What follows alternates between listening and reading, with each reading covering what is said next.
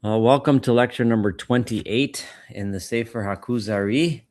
Um, we are in the middle of the third essay, or the Ma'amar Shlishi, and we are in paragraph number 11. That's paragraph Yud Aleph.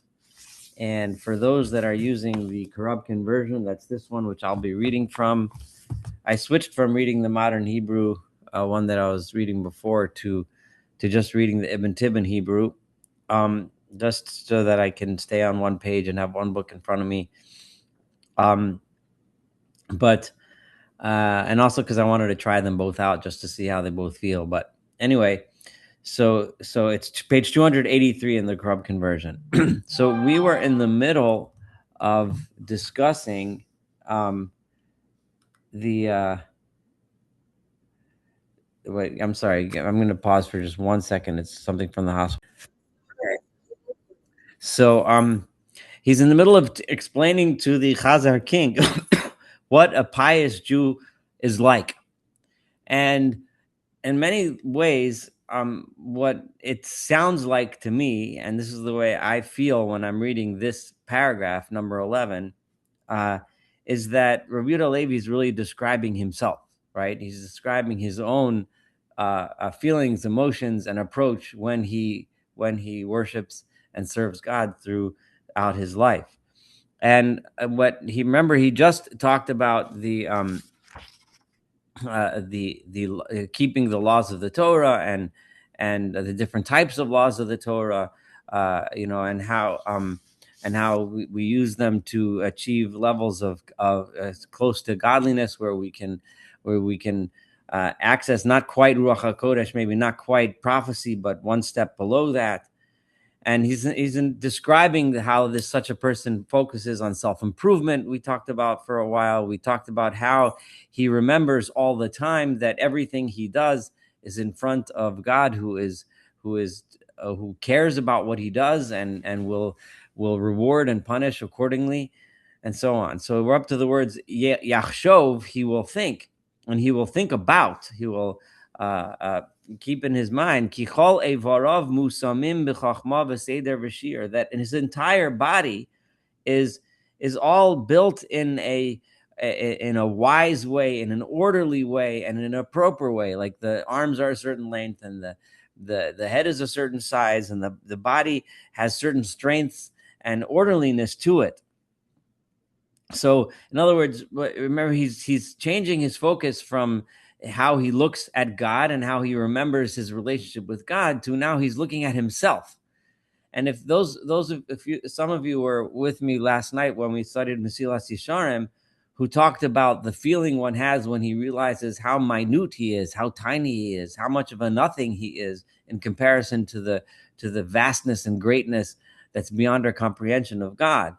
So, the Rabbi Levi is saying a similar idea, but taking a very different take. In other words, he thinks about God. God is watching him, and now when I look at myself, I realize that that my body is just such an interesting thing. It's so amazing what it can do, and then he's going to say, and therefore I need to use it for the right purposes.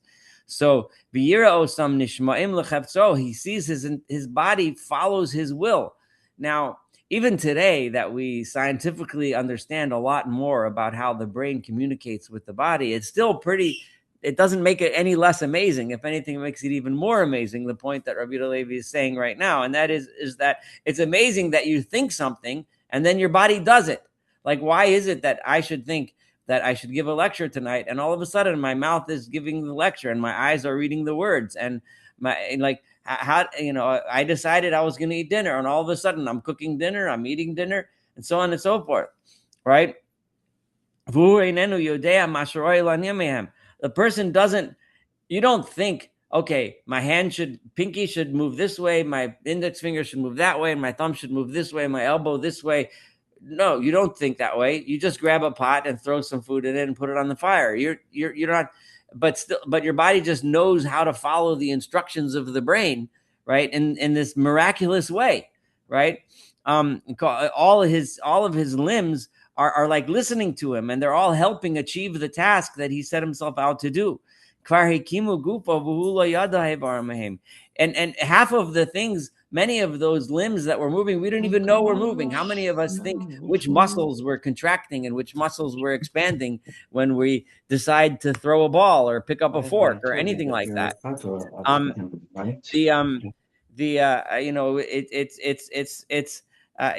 we don't even know of these things, but they still are doing what we're asking them to do. If you want to walk or sit down or any other thing you want to do. And this is what King David, David HaMelech and Tehillim had in mind when he said, you, God, know how I sit, how I stand, or when I sit, when I stand. All right. You know how I walk, how I move my feet, and so on and so forth, right? Every single way, right? Everything I do, you are aware of. In other words, God knows all of these things, but we don't understand. We just know that our body does these things. So we have this incredible body that's able to do things that we decide we're going to do. And more than this, even deeper than this, Avery Hadibor. What about the limbs with which we speak, our mouth, our lips, our tongue, our teeth, everything that's involved, our palate that's involved in our speech. Tira hatinok medaber kol mashu shomea. We see that even a child, a baby, is able to repeat what he hears.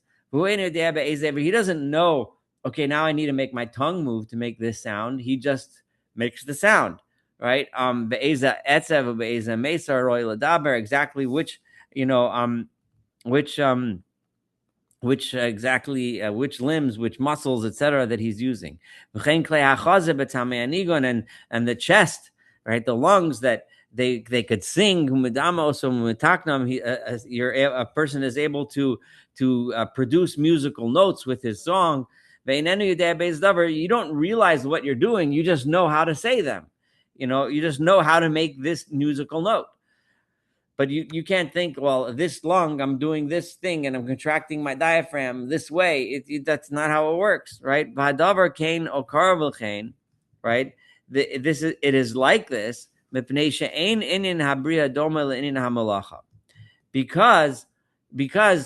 the creation that God created a world in which we function, right, differently than the things that we make, the machines that we make. Right? See, a craftsman, when he makes a rechaim, right, a mill, right, to grind grain. So al hadimion, for example, and then he makes a mill that works in such and such a way. It goes round and round, and it grinds the grain. Right. So once the guy builds the mill does what mills do, and it grinds grain, right, whether he's there or not. Right. No one has to keep telling the mill how to be a mill. It's a mill because that's how it's built and that's how it's designed, right? But the Creator may be blessed. It's different because He is constantly bringing life to those beings. Now, remember when I said, but in the little bit of conversation we were having before, is that arguments like these, what Rabbi Yehuda Halevi is saying is really it's a claim that a religious person makes, which is, it's a valid claim, right, that the world is sustained because God sustains it. But a scientist today would argue, right, on this and say that's why I was saying a lot of the claims that Rabbi Yehuda Halevi makes are don't hold water in modern philosophy, because in modern science we would say that the mill and the human works the same way. You need to learn the rules of biology, and then you'll figure out why the human being does what he does. I'm not saying I completely understand that a religious person would argue and say no, right? That a human being and the entire creation, for that matter, including the mill or whatever creation it is constantly being sustained by God. So I'm not saying that, and Rabbi Yehuda Halevi's argument, his opinion doesn't change, but he's using this as a philosophical proof, so to speak, to say that a mill is different than a human. A human has to be sustained by God, whereas a mill not. And someone else might argue otherwise. If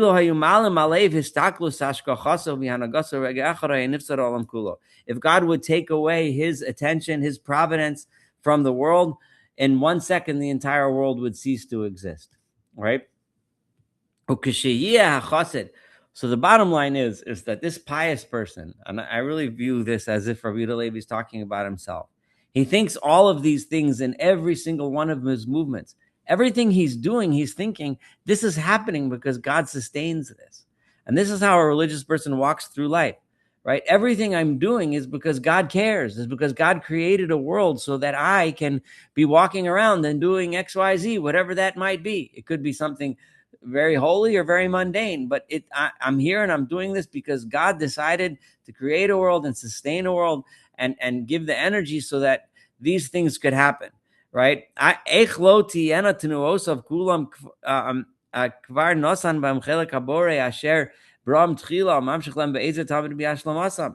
How could a person, right, not think, right,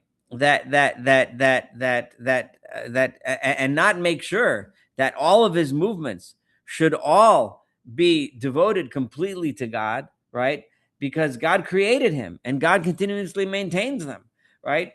So then everything we do is therefore focused on he, with the capital H, the one who sustains and created the world we live in. So a person that looks at the world as a world that was created by God, a world that's constantly being sustained by him, will walk through his or her life thinking in every moment, everything that I do, right, I should do the right thing. I should be walking on the right path because of this, right? He's walking in this way. We walk with God. Remember, several people in Tanakh are described as walking with God, right? And what does that mean? Right, that means because that's what we're doing. Every step we take, we're thinking, this is a step I'm taking because God created it and God sustains it and God makes it possible. So it's as if the divine presence is constantly with him. He's always thinking about it. It's always with him, and the angels are accompanying him. And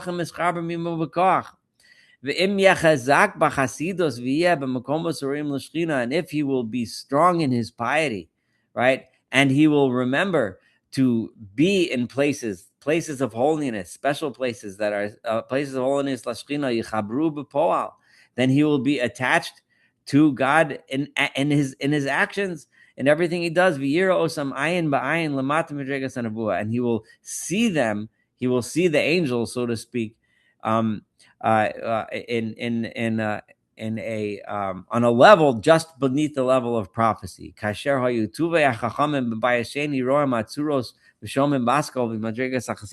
we find in Shas, we find in the Mishnah, we find in the Gemara that the sages heard voices from heaven because they were walking with God in everything that they did, every action that they took, whether it was walking or moving or eating or drinking or anything.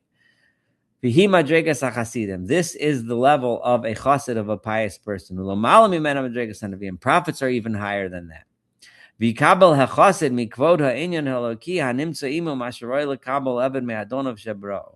such a chassid, right, we will accept and will obtain, right? He will get from the honor, the great honor of this great godly inyan, this great godly presence, which is present with him, that which is appropriate to for a servant before his master, the master who created him and does such good to him, and wants to and pays attention to him in order to reward him or punish him depending on his actions.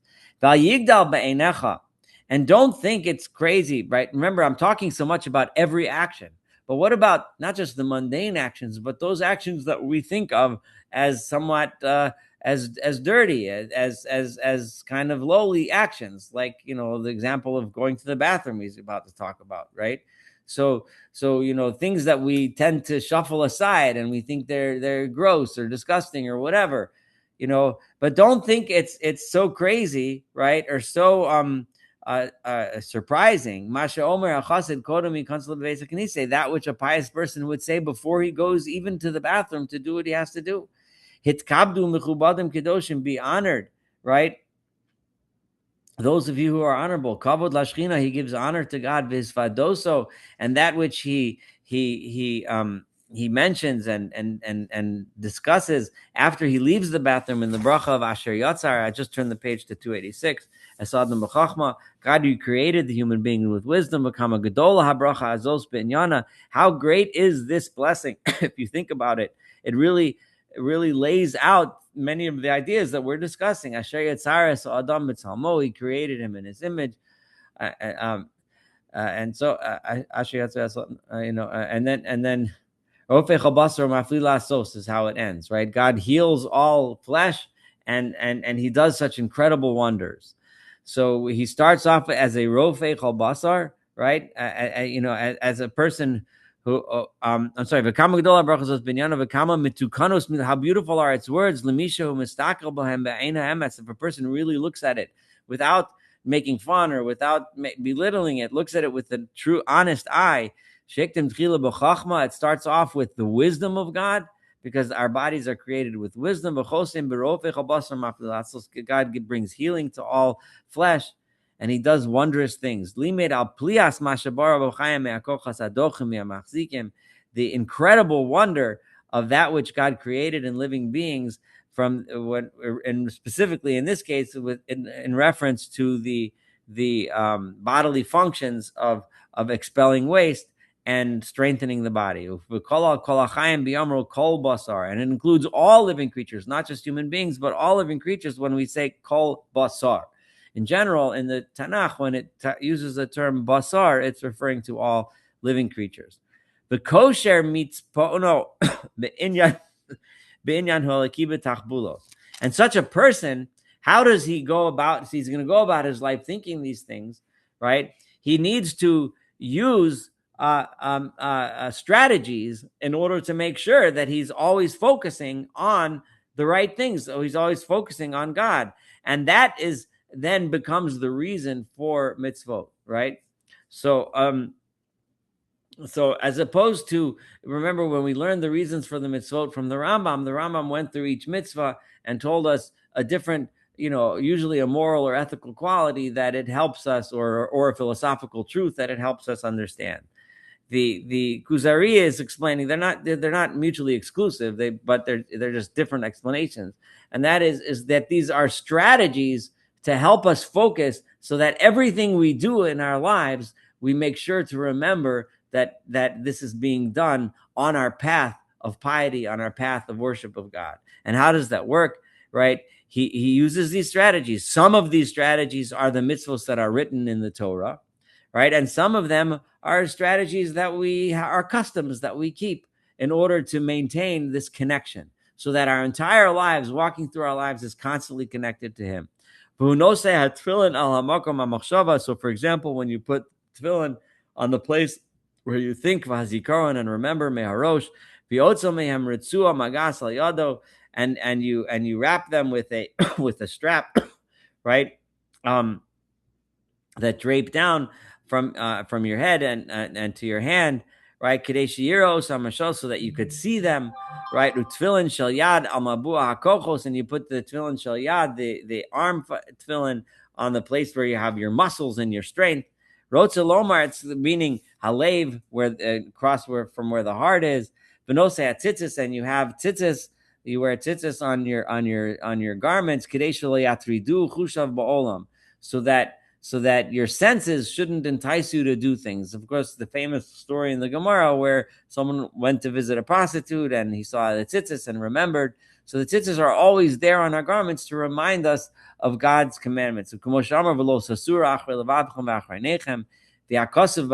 that which is written in the tefillin, the ideas express the idea of yichud, of the oneness of God, v'hagimul, and the fact that God rewards and punishes, v'onesh, v'zechi yitzias Mitzrayim, and the idea of remembering the importance of the Exodus. Because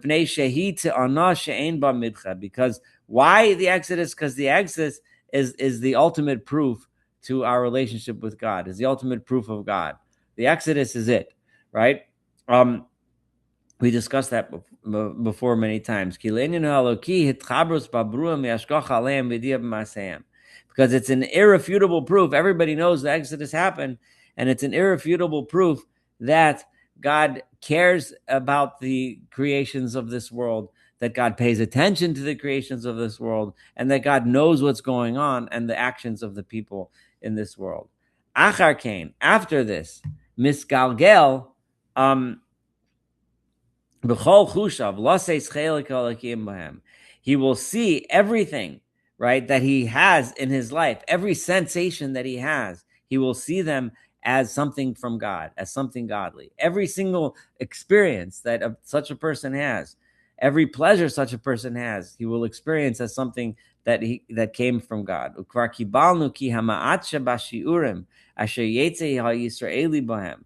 That the minimum number of brachot, of blessings that a Jewish person should say, hey, mea brachos l'brachos, at least 100 blessings. Some of these blessings are the known ones that we all know. We say if anyone that prays 3 times a day knows specific blessings, anyone that eats knows specific blessings.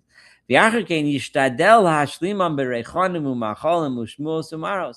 then you should experience life in that day, because you didn't get up to 100 in the experiences that you experienced that day. So the things that you eat and the news that you hear, making a blessing of Shechayanu on good news, Lo Aleinu, making a blessing of Dayanu Emes on bad news, and Maros, things that we see lightning, thunder, we make blessings on these things. You see something, an incredible, a natural wonder, you make a Osem Aseh Bereshis, etc. Yivarech Aleim, and we bless on them. I just turned to page 288. And if you add more than 100, then you get even closer to God through the experiences of your day. So this is I just want to emphasize one thing here. What Rabbi Yehuda Levi is telling us is that when we recognize there's a creator and that every single thing we do is infused with his interest, and he's paying attention to it, he wants to know, and he created, he's making it happen, and he's sustaining it. And if he would stop sustaining it, it would cease to exist. So then every single thing we do, all the way from the grandest and the most holy mitzvot, all the way down literally and to going to the bathroom. He chose that example so that he should say the entire gamut of what we do are things that with which we need to infuse with holiness, because these are holy, special things that we are lucky to experience and have, right? So, and every single thing we do is an opportunity. Every sight we see is an opportunity to bless God. Now, if it's a sight, let's say, that doesn't have a specific blessing on it, we can still acknowledge the greatness of God when we see them, because he's sustaining it. He made it happen. He put it there for the reasons that he put it there. Amar David, like David said, Pi yisaper tzidkasecha, my mouth will speak of your righteousness, right? Kol hayom teshuasecha, all day, right? The entire day is your salvation. Ki lo yadati sforos, because I have no way to count them. And what's the point here? Every day, in other words, it's not just when I'm learning Torah. It's not just when I'm coming to the Wednesday night class. It's not just when I daven 3 times a day even. It's not just on Shabbos and Yom Tov, but it's all day. All the experiences that we have become a way of serving God. And this is what Rabbi Yehuda Levi is trying to impress in the mouth of the Chaver, of the rabbi, is trying to impress to the Chazar king. It's a completely different way of life, and it's a completely different view of life than we find in some other religious practices. So, Rotzilomar kishvachecha lo yichlalehu haminyan, right? The praises, there's no way a number can include all of your praises. Like there's no list of 162 praises of God and not 163. It doesn't work that way. So instead, I am going to accept upon myself that all of my days, as long as I'm here, as long as I'm capable, I'm just going to continue to do so and continue to praise you, and I will never, ever stop. So again, this is interesting. Because those of us that learned with me on Tuesday night, every other Tuesday night, those that don't, I'm telling you now, you can still join. Every other Tuesday night, we learn Mesilat Yesharim, we learn the Ramchal. And last night, we started his discussion of Ahava and Yira, what love and awe of God mean, often translated as fear, but the Ramchal last night in our class gave a very, very strong argument that yira does not mean fear, but it means awe, right? So we'll see how Rabbi Levi plays with these ideas. We're about to read that, but Ava and Yira are really the two pillars, the two, and that's the Ramchal's words, not mine, with which we serve God. Those are the two emotions, the two feelings that we have in our relationship with God. How we describe them, how we experience them, that's subject for long discussions, but we're about to have a little bit of a discussion. Via Ava, via Yira, and love and awe of God. Me'ein safek, without a doubt, nichnasos banefesh im eila hanyanim. Enter your soul when you think about these things that we just talked about. So the Ramchal and the Rambam, it described Ava and Yira as entering our souls by looking at the greatness and wonder of God through looking at God's creation, then recognizing how tiny and how insignificant we are as physical beings in that entire scheme of things, and then simultaneously coming to this tremendous feeling of awe and humility and smallness, but at the same time feeling this tremendous sense of gratitude and joy and love for the privilege of being able to experience these things. And that even as little and as low as we are, God made us and he gave us a job. He gave us things to do, and he placed us in this world, and he gave us this life that we have, which gives us, fills you with a tremendous sense of joy. It's, the joy, even though I'm such a tiny, little, insignificant nothing in this vast universe, I'm still a thinking, feeling being that has a purpose. God created me. So the Rabbi Levi is giving a little different approach for this, but there's of course parallels, and that is the idea that when a true chassid, right, as we've been describing until now, is someone who recognizes God's providence in this world. God cares about this world. God created this world, and how incredible it is that every single thing we do, he cares about. He made it. He sustains it. So we constantly remembering to act in such a way that fulfills the purpose that he set us out for. So umishoarim b'shir tori, and they are. It's an interesting language there, but they are kind of like measured or balanced, right? In a specific way, in a Torah like a way.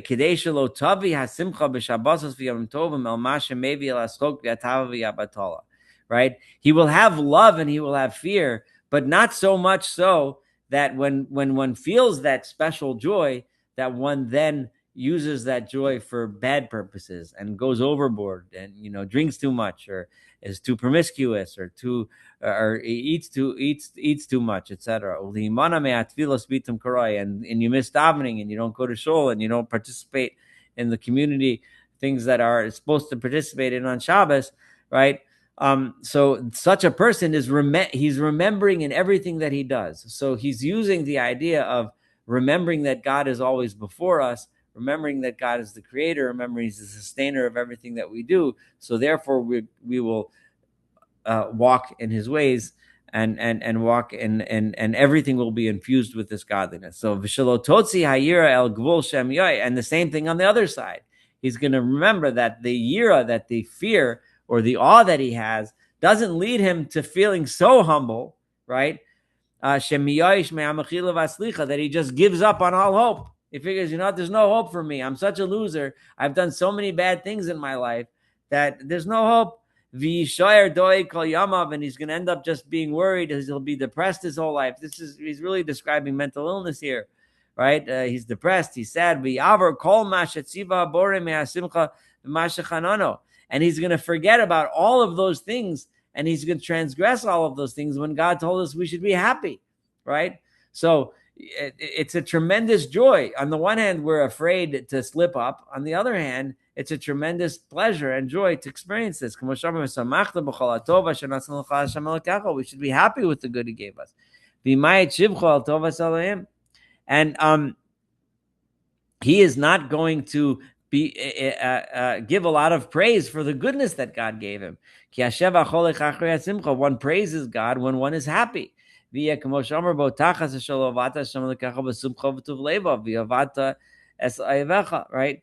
If God punishes you because you don't serve Him with happiness, and so in other words, all of these emotions that this intense feeling brings within us, in such a person, this kind of chesed remembers to have them in proper balance. Our we may be the fact that a person is filled with zeal to spread the word, so to speak, and to teach people and to rebuke them when they're on the wrong path and to tell them, no, you guys are doing it wrong. And with all of this great knowledge that he has, I have all these words of chachma, words of wisdom. I'm going to go out there and tell everybody else they're all wrong, right? So you take it to an extreme. He ends up being an angry person, a person that bears grudges and treats other people not nicely. And he can't possibly really be pure in prayer because he can't be humble. So in other words, the Torah tells us, yes, we're supposed to teach others, we're supposed to care about others, but not to the extent that we get angry at them and are arrogant towards them and act as if we're the know-it-alls. So again, balance is what he's saying. V'yashev b'libo tziduk hadin, right? And he also needs to remember that to justify God's justice, even though many times doesn't make any sense to us. Yishav sheyilo lemagin ulemister me'apagoyim v'atzaros hahovos ba'olam, so that his understanding that everything is from God protects him from getting completely lost because of the many sufferings that are in this world. When he remembers in his heart that the justice of the one who created life, who matri from and who gives them food, and leads the world in his wisdom. We don't understand the details because there's many, many details that we see that make no sense to us. But we do understand the big idea. And the big idea is that there is justice. And this is an idea sometimes that which, people, I've been asked on occasion by both Jews and non-Jews, what Jews believe, and the questions of theodicy, why bad things happen to good people, questions like that. And do we get punished for our sins? Is there a hell for this sin or a heaven for that good deed, and so on and so forth? And the general idea that the Rabbi Yehuda Levi is stating here is that in our religion, in Judaism, we don't claim that we know the details. We don't claim that we know how God rewards us and punishes us, right? We just know that there is justice. There is an overall justice, not a justice that we necessarily understand, but there is some form of justice. How it works, that's not within our capability. I can't tell you that I know that this is what's going to happen in the future. Everything's going to be better. Everything's going to be worse. This one's going to get this. This one's going to get that. We don't know these answers. But what we do know is the klal, is the general overarching rule. Because we see, right, how incredibly perfect the creation is, right? The world is in such incredible balance.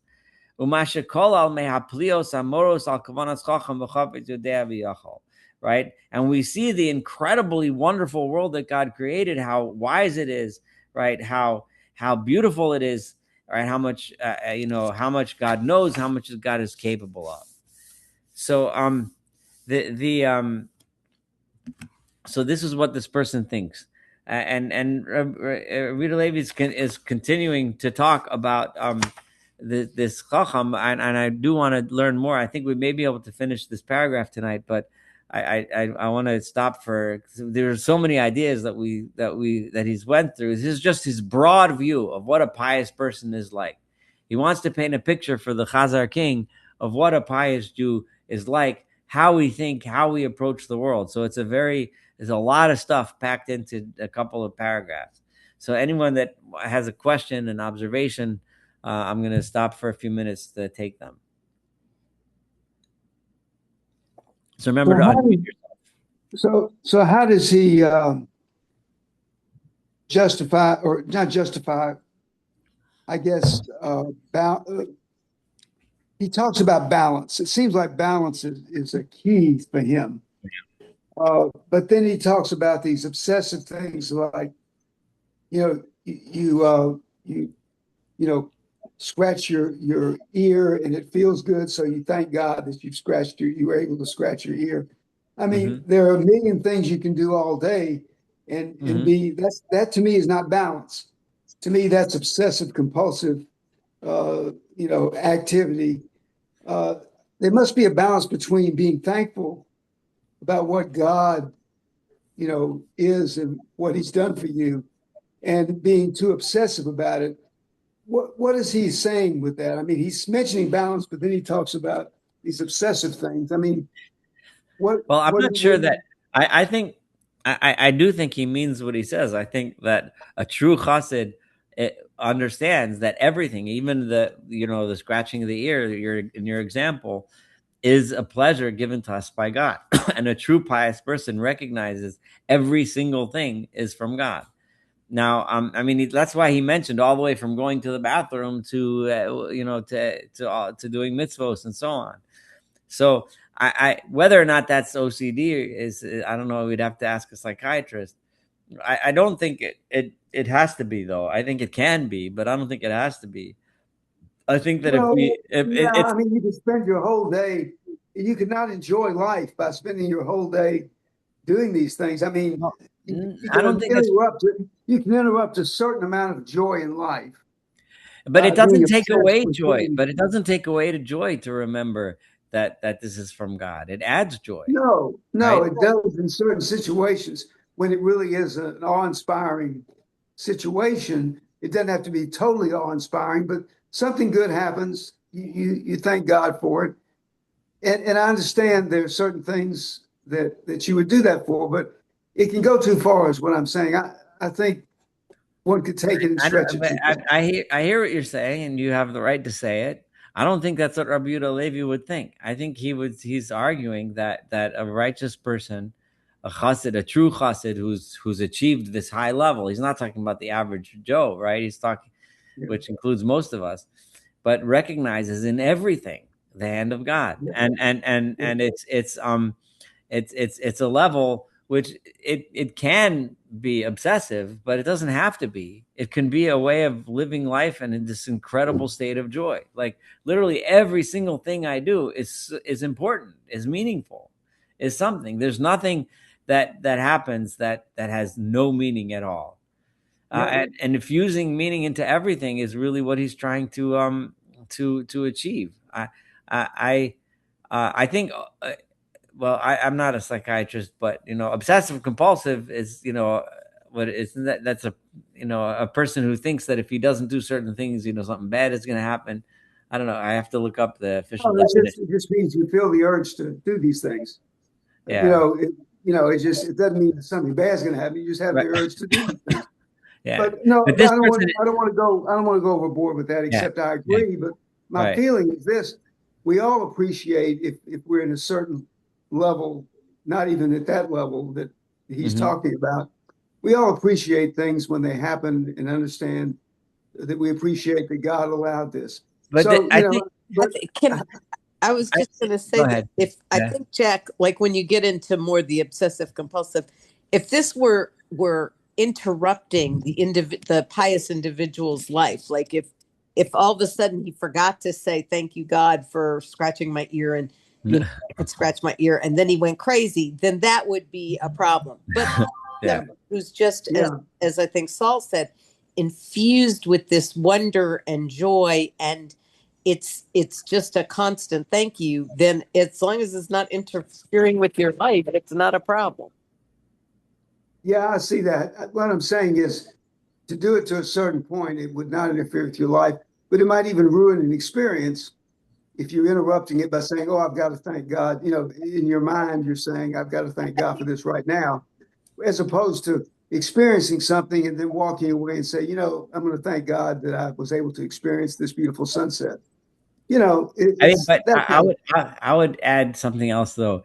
I mean, there is something to be said though for somebody who can see beauty and God's hand in simple things. Like, yeah, it's true. When we're standing at the top of a mountain and we see this gorgeous view, most people, there are some people that aren't even impressed by that, but most people say, wow, this is something special, right? Most people on certain special occasions in their life, you know, feel thankful to God, at least most people that believe in God, at least. But but telling us that it's not only those things that we should be thankful for, right? I think there's a tremendous value in that. Okay, maybe not scratching my ear every time I get a fly on my ear, right? But Yeah. but now I'm scratching my ear, of course. But but but but just being able to, Suggestion, I guess. Yeah. yeah, the usual, exactly, the usual things we do in life. Sometimes, it's pretty amazing that I have a comfortable bed to sleep in, and think about how much went into that bed. It's such a mundane thing that we do every day, but it's special. And people didn't have really comfortable beds like we have 200 years ago. They slept on a pile of straw. But I pick something really mundane that rarely do anyone ever even think about, except maybe the day after you went shopping for a new mattress. But other than that, you don't think about it, right? So, Yeah. so, there is a lot of value to be said in appreciating every single thing, you know. But anyway, I see Jeffrey has Yeah, something yeah. he wants to say. Whenever one gets discussion of theodicy, of course, for our generation, I immediately jump to Holocaust. What kind of just God is this? And I see that the years of Halevi were 1075 to 1141. Mm-hmm. So when he was 24 years old, I think that's the First Crusades. I think that's 1096. So when he was born, he was living in Spain. Spain wasn't that bad, as I understand it, during that period. It was long before, 400 years before the Inquisition, or 300 years. So, and it was, I'm thinking of what his life's experience was. Maybe he heard about the Crusades, but that was some distance away from where he lived. The mass murder of Jews at a scale that our generation witnessed uh, almost directly, um, and also the subsequent terrible things that happened to the Jewish people, presumably weren't a part of his consciousness, although he obviously the temple destruction 1,000 years earlier. So I wonder whether he would have been as positive and as unqualified in these statements, which are beautiful things to hear, if Yeah. he lived later in Jewish history and seen how God, in fact, rules the world. If he had, for example, the experience that this generation had when a third of the Jewish people were slaughtered. Yeah, no, I was thinking similar thoughts when I was reading it. And you're raising an important issue, because a lot of the discussions of the Rishonim, the earlier authorities like Rabbi Levi and Rambam, and we discussed this a little when we studied Rambam.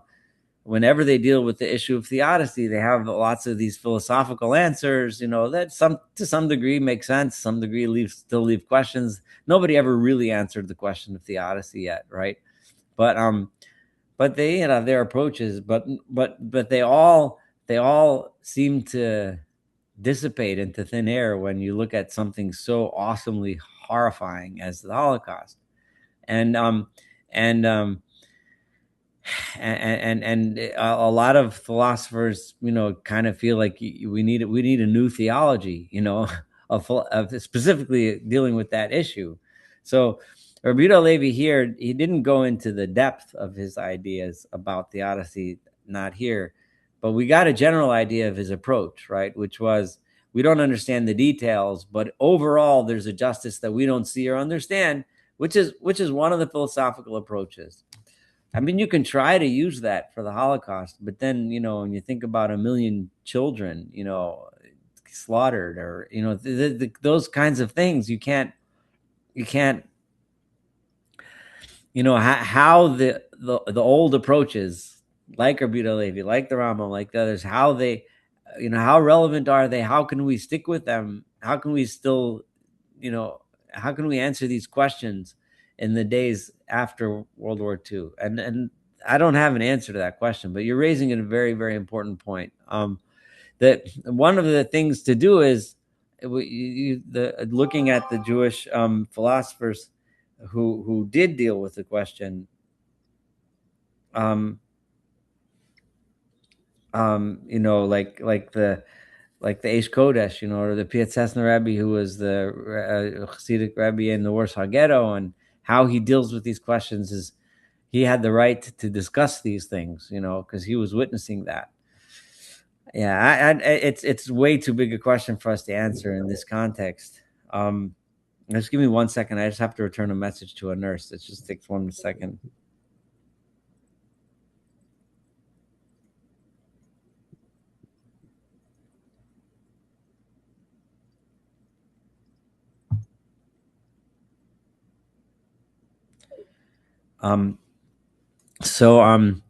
Yeah, I mean, but theodicy he just kind of touched on, but in his model, which I admit, leaves a lot of questions when you confront the true horrors that people have suffered in this world, and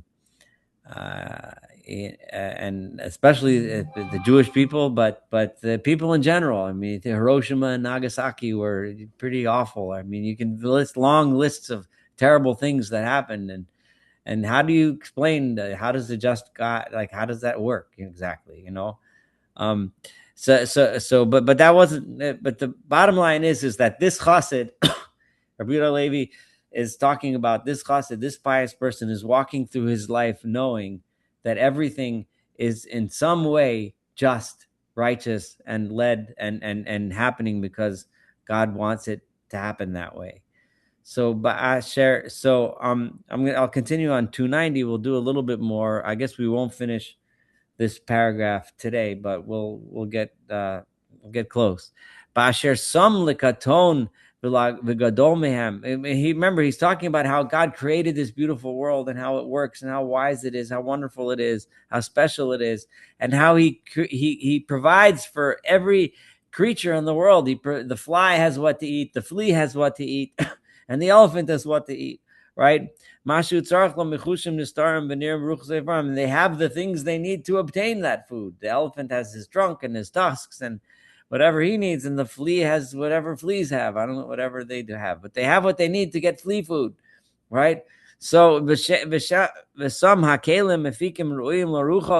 right? And they have the tools and the senses, right? So that they can tell what they see, what they need to see. But some latzivoim he gives to a tzivoim, which is some sort of animal, probably a hyena, right? Midas hagvuro kle hadrisa v'ateref, so it's able to be strong and it's able to kill animals and tear them apart.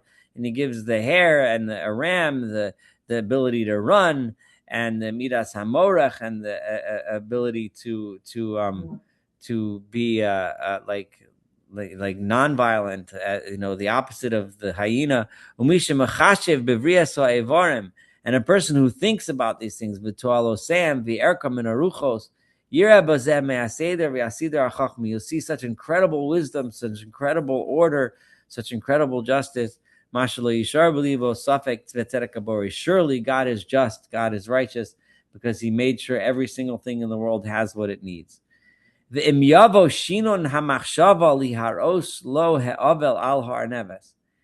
if he would think, well, what about the arneves, right? The hair, right? It's what did it do wrong, right? Why should it be food for the hyena, right? Why should a fly be food for a mouse? His mind should then tell him, no, you're wrong.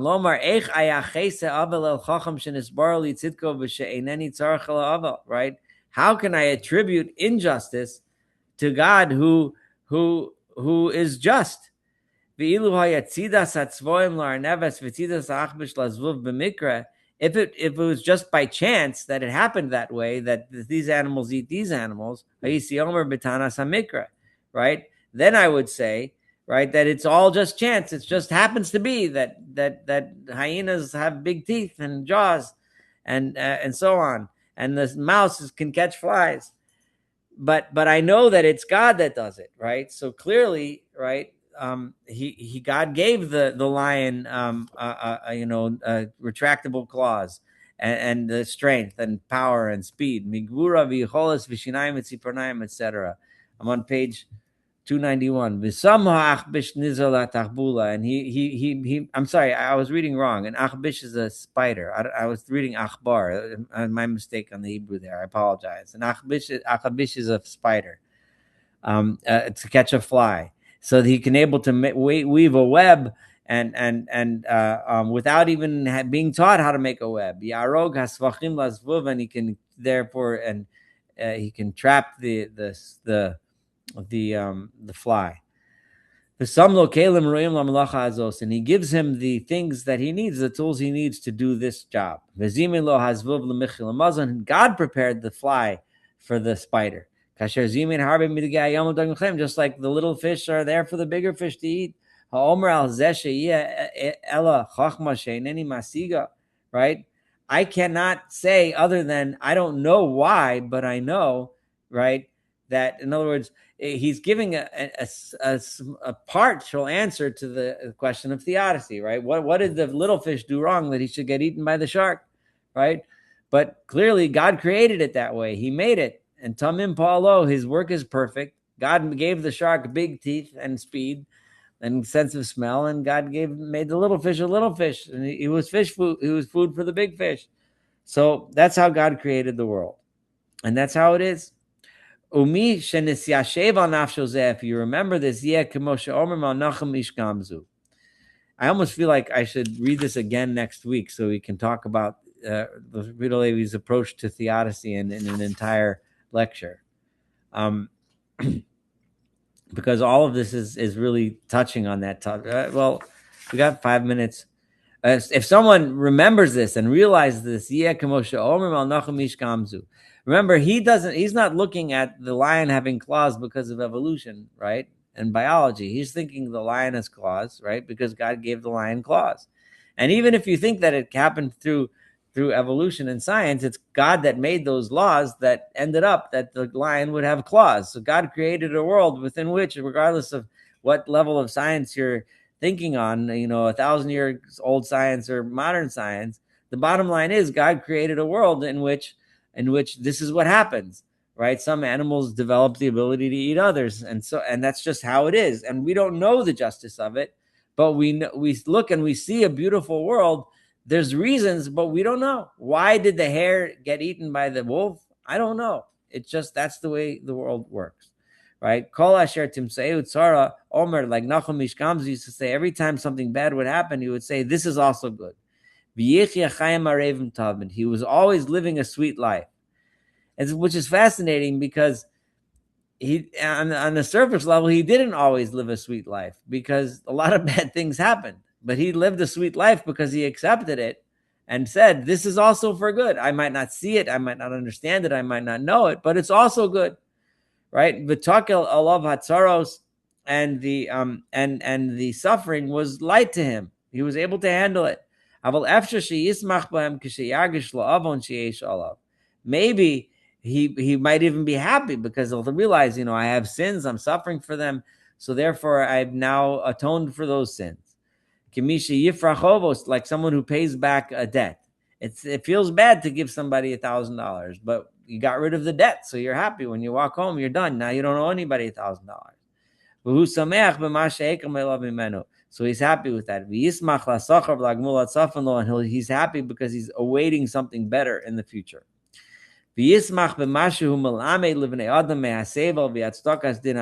he's also happy because he's teaching other people to accept God's justice. And he's happy in the reputation that he gets from being such a good person. I do want to finish this paragraph. I'm on page 292. We're almost done, so let's just do it. This refers to the things that happen to a person, right? But he should also do this when it comes to things, suffering that are big tragedies, things that happen to the entire people. When he thinks about, a person thinks in his heart about all these thoughts that confuse us, about how long the exile has been, and the nation being scattered among the other nations, how our numbers are less. So many of us have been killed over the years, and we're forced to live in poverty. The first thing he should remember is take comfort in the justice of God's justice, right? Kasher Marti, as I have said, and then he focuses on getting rid of his own sins. And then he focuses on the reward that he's going to get in the future. And to attach himself to godliness, to spirituality in this world. Rabbi Levi is really arguing over here, right? And saying, right, that a path of spirituality, a path of Torah, a path of mitzvos, a path of recognizing God's justice is the way through all of this suffering and pain, right? The way through is to remember that I'm here for a reason. I'm here because God wants me here, and I'm going to do these things because they're the right things to do. I'm going to live a good life, and ultimately the suffering that I'm having is not for nothing. And at some point there will be reward for what I'm doing, and I'm going to stick with it, despite everything else that's going on around me. Right? And if his evil inclination, the Satan, comes and tries to convince him and say, is it possible that these dry bones, this valley of dry bones, is going to come to life, right? Look at the Jewish people. Look where we are. Is it possible that you keep telling me it's going to be better in the future? There's hope, right? How could this possibly be hope? Right? Look, we're no longer a nation, right? We lost our nation. Remember, the state of Israel didn't exist in his day. Nobody even remembers that we exist. The whole world around us forgets that we're even there. I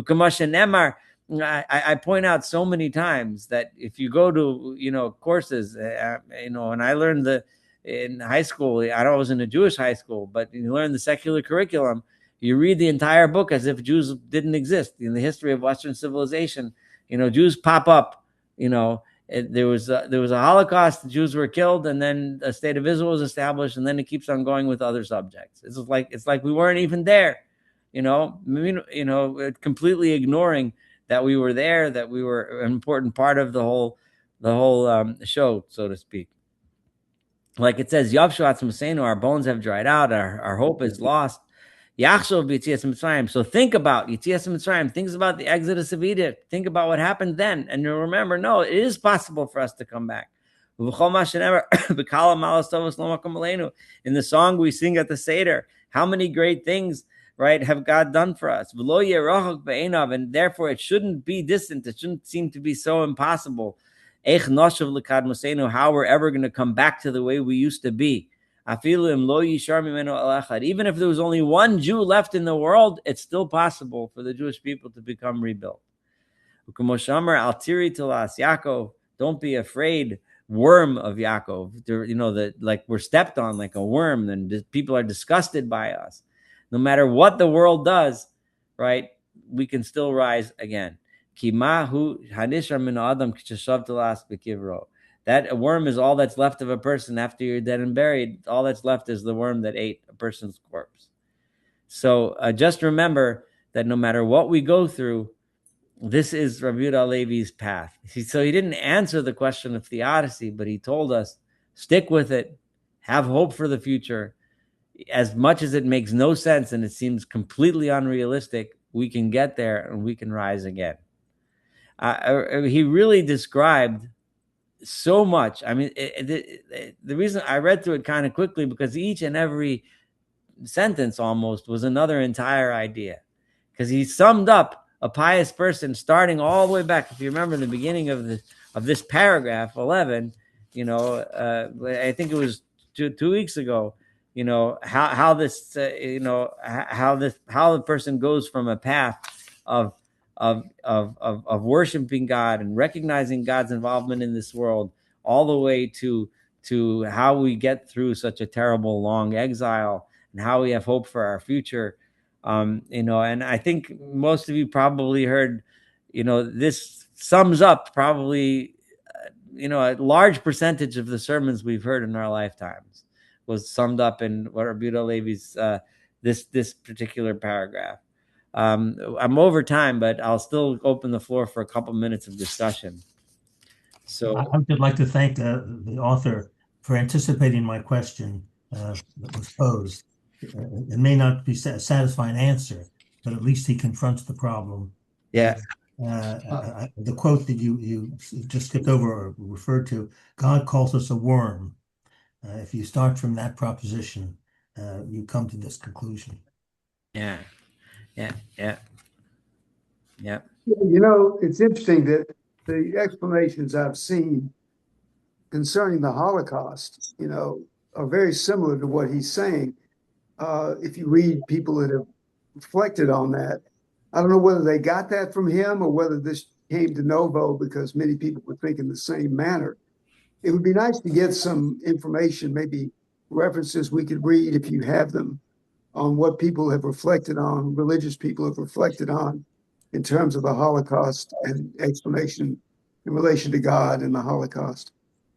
I mean, it would be. That a lot of people greater than me have discussed this topic, and a lot has been written about it. We'd have to have a different lecture series. Well, I don't mean for you to do this. I mean, Yeah. maybe you have a reference that you would consider a really good reference to discuss that topic that we might just read. I mean, not read in class necessarily, but just on the side, we could look at it and sort of read it. I'm not asking you to give it to me now, but it might be good if you find something that you felt would be worth reading about the topic, since there seems to be an interest in the class about this. Yeah, but specifically, I think you're asking. I mean, obviously, about the Holocaust, you can read your whole life and barely touch the tip of the iceberg. But on the other hand, specifically about the issue of theodicy and the Holocaust and the question of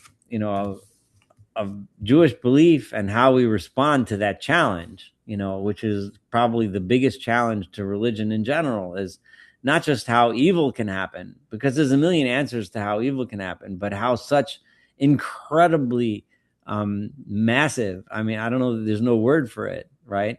Other than Holocaust could happen. And that's a different level. So I'll see what I can. I mean, there's, the first thing that I think of is reading the words of the people that went through it, because I feel like they have a right to do it. Like I love reading, and I've said this a couple times, Edith Eger's book. What was the book called again? I'm sorry. Yeah, that was the person who survived Auschwitz and danced in front of Mengele. That's the one you. Yeah, yeah, right. Her book was The Choice, and and of course the Man's Search for Meaning, yeah, that I read. That was good, but it didn't really. I don't know if it really approached that topic totally. It didn't talk about those subjects, but then also that Viktor Frankl was the name, and then also from a specifically Orthodox religious perspective, and I don't really like using the term Orthodox because it means a million different things to a million different people, but the reading Eish Kodesh, the work of the pious Rebbe, reading his sermons from the Warsaw Ghetto, which are just rip your heart to pieces. And you hear him interacting with God, challenging God, and he doesn't come up with answers, but the approach that the Kuzari, that Rabbi Levi is telling us to take, is an approach which many of the religious leaders in the aftermath of the Holocaust took. They didn't really directly deal with the question. They just said, we're going to stick with God. We're going to stick with the Torah. We're going to stick with this path. I don't have answers to these questions. I have no idea how the Jewish people are going to make it through after what we just saw, but we'll make it. And we're just going to keep going forward. and I don't have answers, but I know that God is there's justice. I just don't know what it is and how to explain it. And that's the approach that people took, and it resulted in what we see today. The resurgence and the rebirth of a nation, a people, a country, and our religion and everything. So the bones are coming to life. On the other hand, we're far from perfect. We have a lot of things to do to get Well, where. that in essence wasn't one of the answers. I mean, that was an answer. Yeah, that in essence is the answer. No, it's not, and that's really what the Kuzari is saying. Just remember, God is great. God created the world. He sustains us. He's with us, and we are going to worship, and we are going to serve. And keep I his. think that's really good. Yeah. I just want to add two things. My father, who went through the camps, always said that he believed that the Holocaust happened so that Israel could be born. He had to he lost his whole family, everything, horrible experiences. And he felt that it had to happen so that that Israel could be born. And that gave him, it gives purpose and meaning. The other thing I was going to add is that when I lived in Israel, I remember religious people, and my father was raised Orthodox, just to add that, in Nuremberg. But I remember being told by, quote, religious people that the Holocaust happened because the German Jews, threw away, was the start of Reform Judaism, basically. And that because they threw away the Torah, so therefore they were punished, which used to upset me terribly to hear that. I thought that was just hideous. And it's the opposite of what Rabbi Levi told us. Rabbi Levi told us explicitly, we don't know and understand these things. Anyone that tells you it happened because. Now, I think what your father meant was something else. Like, he wasn't explaining when he said it happened so that Israel. I don't think he meant that's why those people got punished. No, right? no. He meant in the historical context that this allowed Israel to be born. Yeah, but if somebody comes up and tells you that suffering happened because of X, Y, Z, that's the opposite of what the Kuzari just taught us. We don't know why this suffering happened. We can't explain it. It doesn't make sense to us. I mean, sometimes we might explain it. Somebody does something really evil and they end up, a guy gets drunk and he smashes into a wall and dies in a car accident. I could tell you it happened because he was irresponsible and he drove drunk, But most of the time we can't explain it that way, right? The guy that he hit with his car, that I can't explain. Right. Why did the good person? Right? And Rabbi Levi is telling us that despite not understanding, we just need to know and remember that there is a justice, but we just don't know or can't explain it, and we should continue on the right path. Not despite that, because there is hope, because those bones will come to life, Anyway, this was an interesting lecture. I'm glad everyone was involved. And I think Barry's been trying to say something. Has he, Barry? Were you trying to say something? Well, I'm thinking about my grandparents after the war. They determined that they did the wrong thing trying to have their children assimilate. And they decided to, Hitler would not have the last word. And they started helping to start a conservative shul and teaching the children how to say the brachot and so on.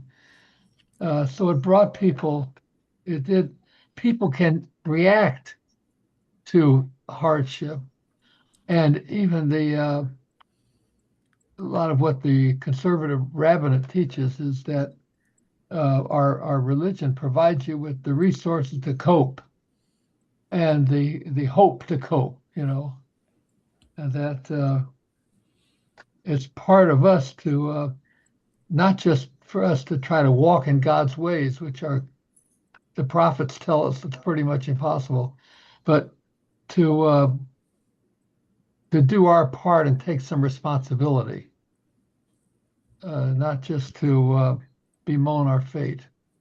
Mm-hmm. So, and there were people, even in the Hasidic world, who advised their congregations, like you mentioned, the H. Kodesh.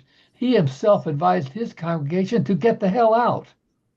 but he stayed for the remainder. And there were others who I won't name who said, it's our job to stay here and Yeah. carry on. Yeah. So, Yeah. sorry to go on for long. No, it's okay. A lot of powerful stuff, but thank you for sharing.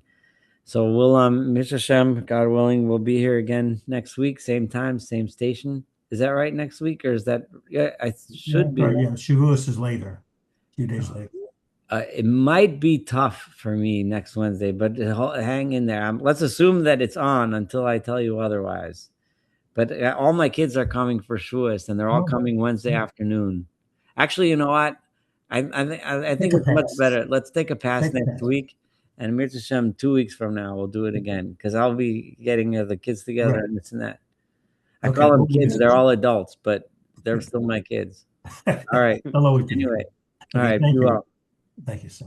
Thanks, all. Thank you. Thanks. Bye bye.